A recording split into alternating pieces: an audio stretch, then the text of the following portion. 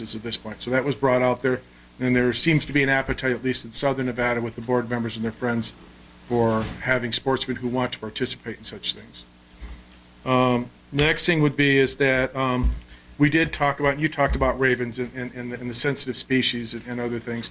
And although we could add more money to the raven thing, we're limited by federal statute of how many of the migratory birds that ravens we can actually take as our migratory birds.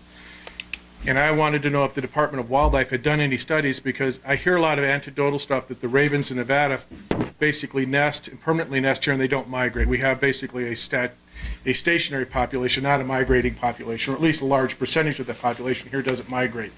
And if that's the case, could we work with some of the other western states where we're having the similar problems to basically get a larger number of tags, because we're not looking at impacting migratory birds, because ravens are part of a larger migratory bird bill, but is it worth having that discussion and seeing where we can go either from here to make recommendations to our legislature or our state congressional people to go back to Washington and change that migratory bird law for a number of ravens, because we do have an indigenous population, it appears.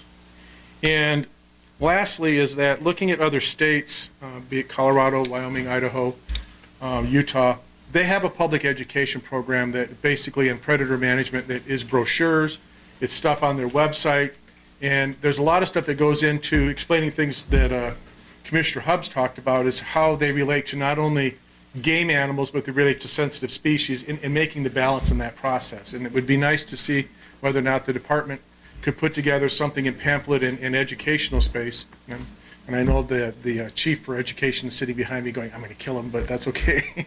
Point being is that there was a lot of recommendations for having more public education in this area. So I'll leave it with that. Thank you.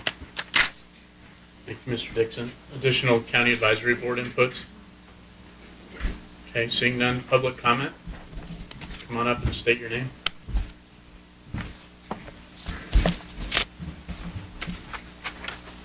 Mr. Lynn? Gerald Lynn We'll with give you a high sign when you got about 30 seconds, just so you know. what's that?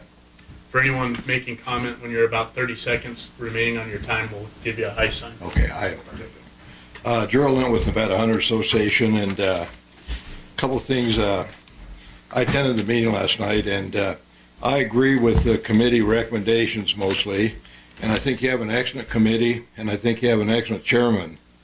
And I think that most people call for more transparency, more and goals and population estimates, and I think you heard that today. One of the things I talked about was the Endow predator staff biologist in his presentation of the predator plan, and also on many of the plans.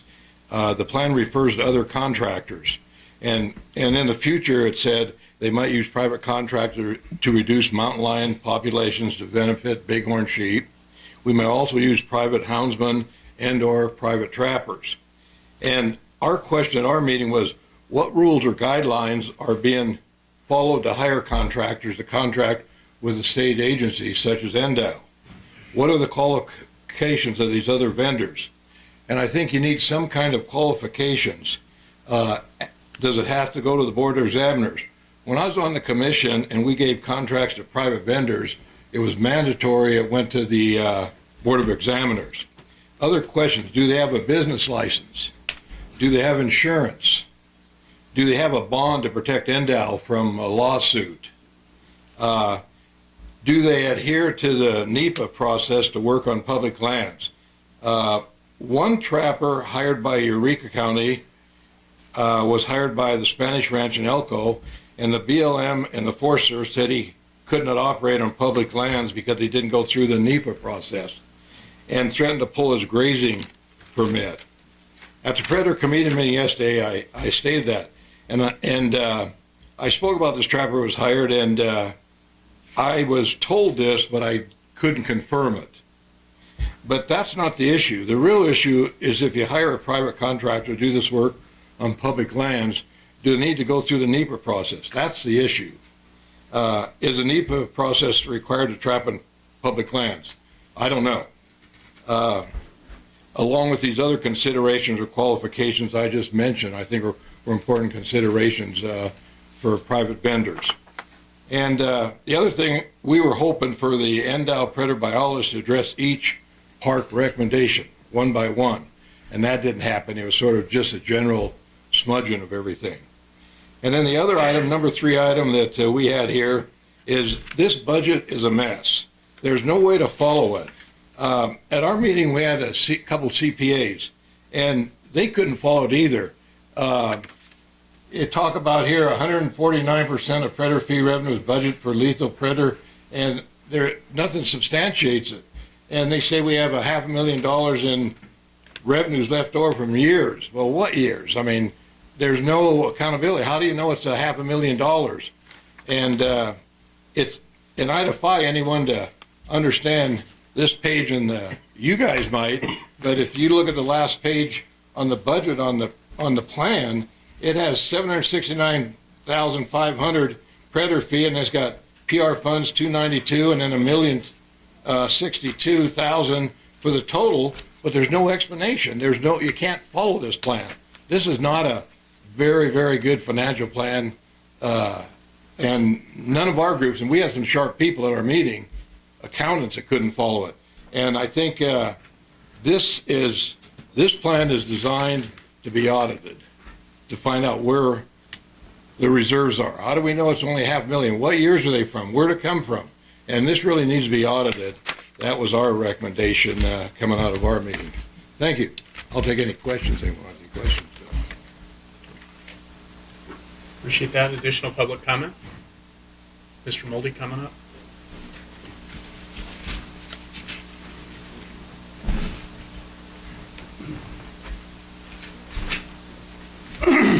Mr. Chairman, Don Moldy-Reno, speaking for Nevada Wildlife Alliance. Sorry I missed the meeting. Sounded lively and long overdue as well, since to this point the Commission has spent north of $5 million killing thousands of animals and birds with, as far as I know, not a single benefit that's ever been demonstrated for any of the projects, including Project 8, which went on for a number of years. I think I gave you the data on it on my little submission. The Delamar Project 6 went on for 11 years, killed a few mountain lions, nothing happened.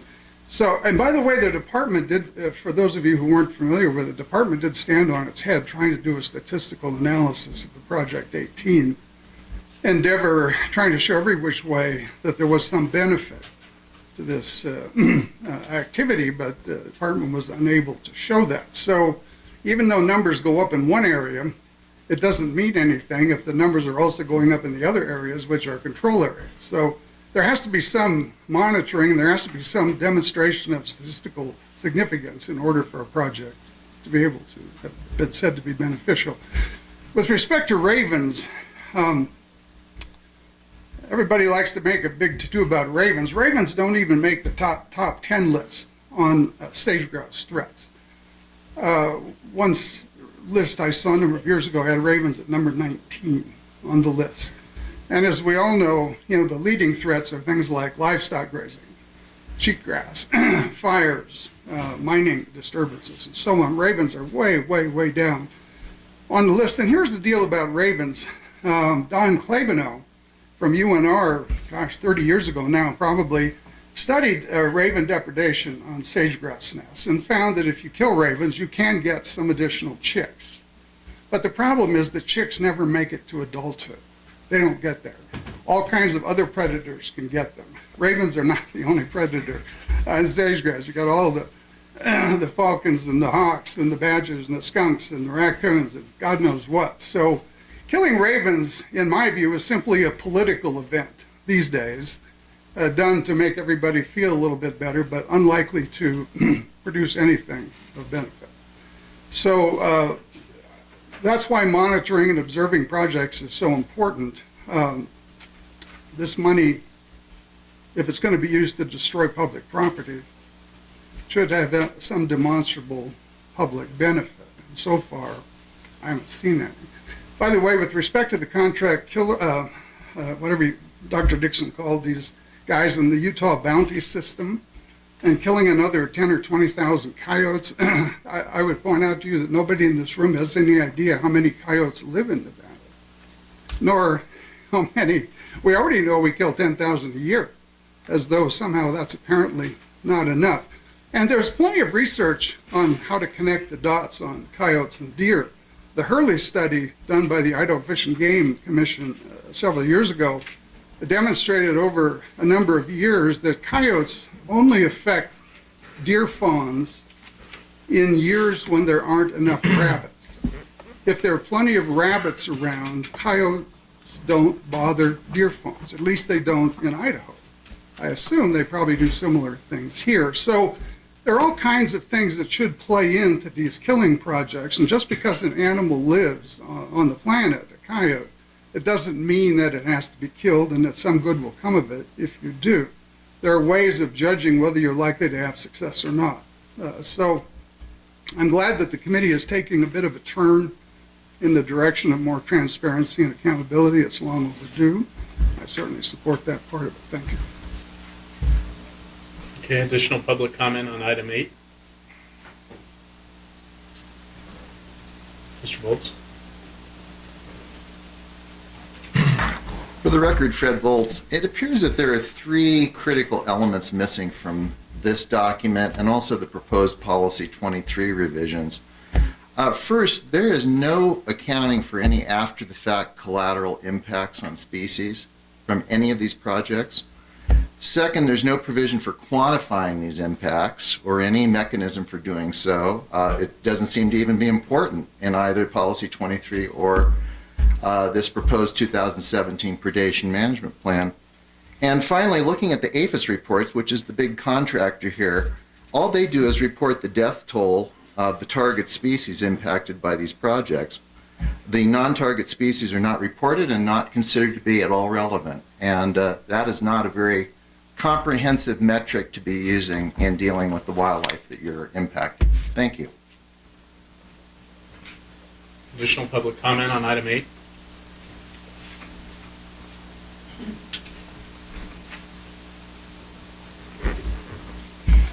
Lynn Collins, Mountain Lion Foundation. I want to express my appreciation to Commissioner Hubbs for looking to projects that might more directly benefit endangered species, which I think are sadly lacking in this in these plans. I expressed many of my concerns both in writing at the prior commission meeting and as well verbally last night about the plan, but I do want to point out one specific area that I think has not been mentioned in much of the discussion, and that is that to the extent that we are removing mountain lions with these predation control programs, and to the extent that mountain lions are a hunted species in the state of Nevada, that the fact that that Nevada will be making decisions about mountain lion quotas and making decisions about expenditures for predation control in various areas of the state, that those two processes need to be related to one another rather than treated separately. If, in fact, there is science behind mountain lion hunting quotas in Nevada, then by removing these additional animals through the predation control program, there should be a correspondent decrease in the number of lions that are removed in those areas through the hunting process. Alternatively, perhaps there is no science behind the hunting quotas for mountain lions in Nevada, and my guess is that that's probably more likely the case. What I would suggest in that regard is that the state work diligently to update their mountain lion management plan, which has not been revisited since 1995. I know that there's a small amount of money that's been placed in draft 2 of the predator control plan, but I'm not convinced that those monies will be expended effectively to produce a plan that is the equivalent of other states which hunt mountain lions in the surrounding areas. So I would urge you strongly to consider your mountain lion control programs right alongside your quota setting for the next mountain lion harvest season, and to use science to guide the direction of both programs. Thank you. Okay, additional public comment on item 8? Seeing none, I'll bring it back to the commission. Is there any discussion or question at this time? Commissioner Bliss, I would just ask, because it is new to the process, and I think this is the first time we've done it, maybe for your perspective on the park committee and the inputs that we shared, are you comfortable that we adequately reviewed those comments that we received from the park committee? I do believe so. Mr. Jensen at the meeting represented the park committee and went through every one of their comments, and the general comments and the comments on each project.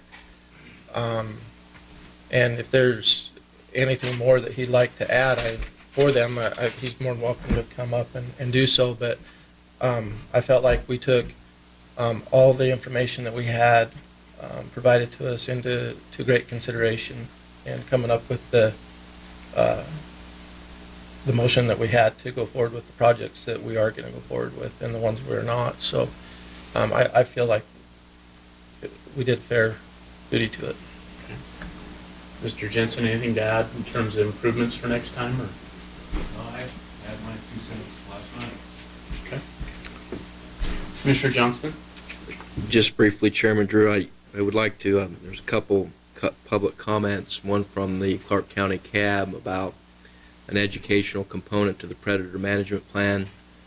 While education of predators may be quite worthwhile in pursuing, AB 78 took out the educational component, therefore predator management fee money cannot be used for educational programs. I think that was a clear deletion from the prior statute, so that's one response to that public comment.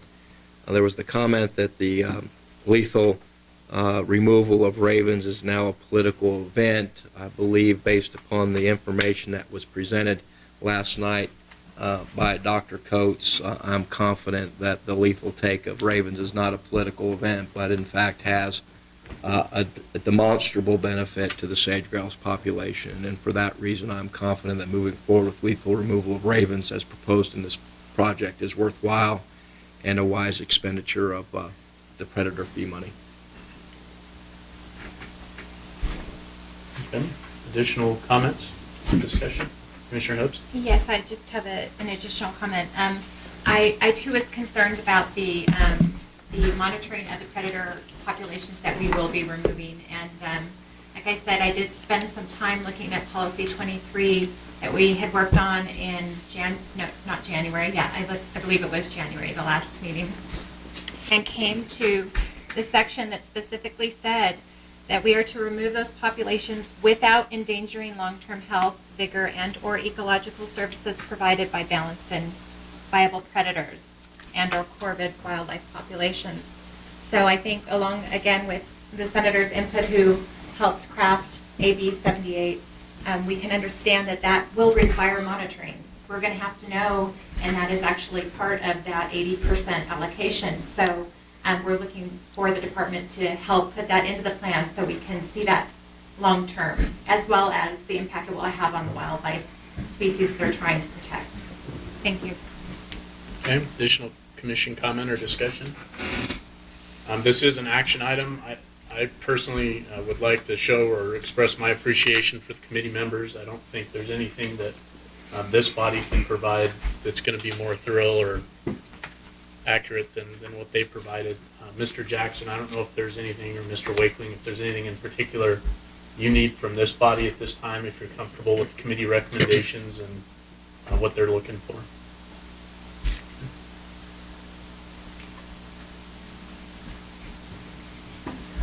Pat Jackson, staff specialist for the record. I don't need any additional information. I think that the motion that carried was clear. Thank you. Is there any other discussion on this? Is there any desire by the committee need for a motion or action from this body this time? Okay. Seeing none, what we'll do is close item 8, and I think before we get into our next item, which will be item 9, because I don't see Mr. Booth here yet, we'll go ahead and take a 10-minute break. Actually, let's make it 14 minutes. We'll re-adjourn at 12:40. Reconvene, not